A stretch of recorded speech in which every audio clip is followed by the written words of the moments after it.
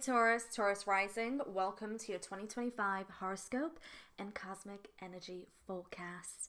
So there are a lot of changes occurring in 2025, and I mean planets changing signs. And you'll be happy to know that Uranus is going to finally move out of Taurus into Gemini. Okay? It's going to be moving. And I know that it perhaps may have really tested you and your comfort levels, maybe your stability, maybe what you're used to, maybe just like your life has really gone through a major shakeup. But guess what? Uranus is moving into Gemini. So we'll get into that. But before I get started, I just want to let you know that although this video is intended for Taurus and Taurus rising, this video will not apply to every single Taurus or Taurus rising. The reason being is because everyone has a unique individual chart. If you want to get deeper, book a one-to-one session. So I'm going to get into Uranus, but first let's kick off with what's going to happen in January, and then we'll go down in chronological order. Now in January the 11th, we're going to have the nodes that shift signs. So the North Node will enter Pisces and the South Node will enter Virgo. That means that the North Node will move into your 11th house. And your 11th house is going to be a major theme this year. Not only is because the North Node moving here, but also we're going to have retrogrades occurring here and eclipses. So the North Node is the energy we're moving forward in, and the South Node is the energy we're letting go of and releasing. So with the North Node in your 11th house, there's going to be a focus on friendships, groups, communities, social networks, and your hopes, visions, and wishes for the future. That's going to be a major theme. Now, because we're going to have the eclipses in the 11th house and the 5th house that rules over the inner child, creativity, children, this is where you find joy, pleasure. This can also rule over dating as well. There's going to be major shifts and changes in these two areas of life. So there could be, friends that you've known forever that, you have to kind of remove yourself from, or the friendship ends, or you meet somebody very new and profound, and it's like this destined connection, or you join some type of community or group that really makes a difference in your life, or you collaborate with people that makes a huge difference to the world, because the 11th house can be very much concerned about humanity as well, because it's ruled by Aquarius. So that's where the eclipses will be impacting you and your life. And then on March the 1st, we're going to have Venus going retrograde.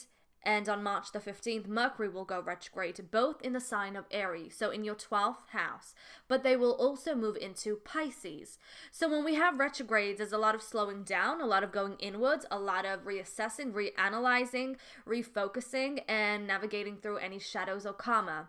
So with the 12th house energy, you can definitely feel very in your feels, very emotional, definitely navigating through some soul karma. This could have to do with relationships because Venus is involved.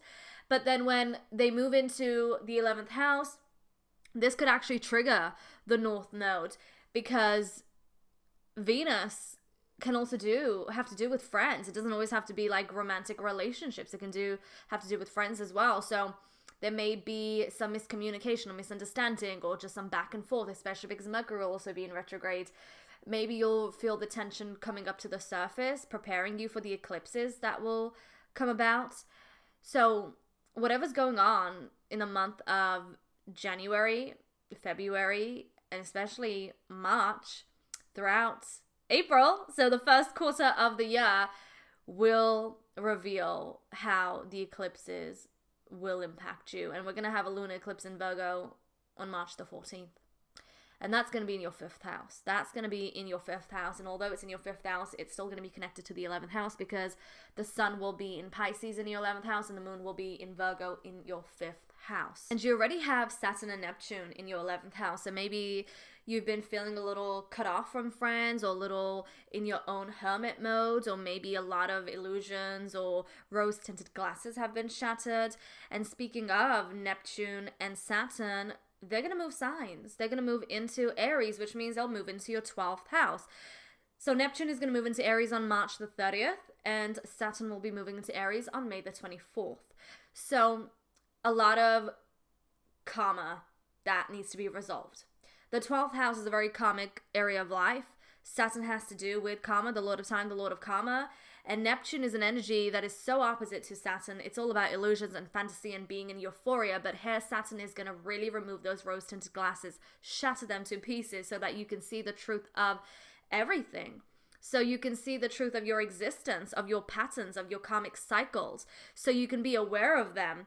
And this may be a time where, yes, there can be some tension. There can be some challenges or some inner blocks that you feel where even the atmosphere around you feels a little melancholic, but it's a cycle where you're going to be exposed to the density that exists. And it's for your highest evolution so that you can become the wise woman, the wise man, the sage. So you can become the wise one. So you can learn, evolve, and expand.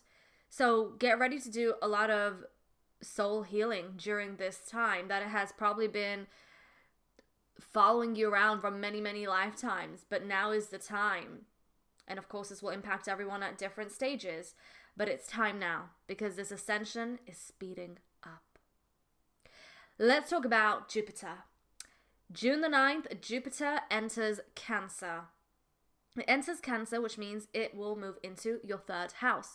So this is a time where, although, you may feel a lot of energies of the 11th house play a part, the 3rd house rules over your environment, neighborhood, communication, your mental energy, and mental stimulation. This also has to do with travel and siblings. So from one perspective, this could manifest abundantly where there's so much creative energy, mental energy, where there's so much joy regarding where you live and the areas you're around and where you travel and just like your daily kind of like life and tasks. And there's so much abundant communication occurring. It can really help you if you're in education or if you're working on some creative project that has to do with communication as well. On the other hand, depending on how Jupiter is impacting all your other planets and the transits, this could also amplify energy and escalate things as well, where depending on, again, what it's hitting, what it's opposing, what it's, making an aspect to, it can just like amplify the energy where your conversations, communication can just be just over the top. But that's not a bad thing, is it? I think that's quite an interesting, exciting thing. So that's something to actually look forward to. Now let's get into it. Let's get into what you've been waiting for. July the 7th, Uranus. Uranus will be moving into Gemini. Now it's not going to stay in Gemini because due to retrograde motion, it will move back into Taurus. And I know like you're rolling your eyes at that, but it's a step forward, okay? It's a step forward. It's a sneak peek to what you can expect. So, wow. I mean, this takes me back to when Uranus moved into Taurus. And being a Scorpio Lunar, this, of course, impacted me, still impacts me, continues to impact me.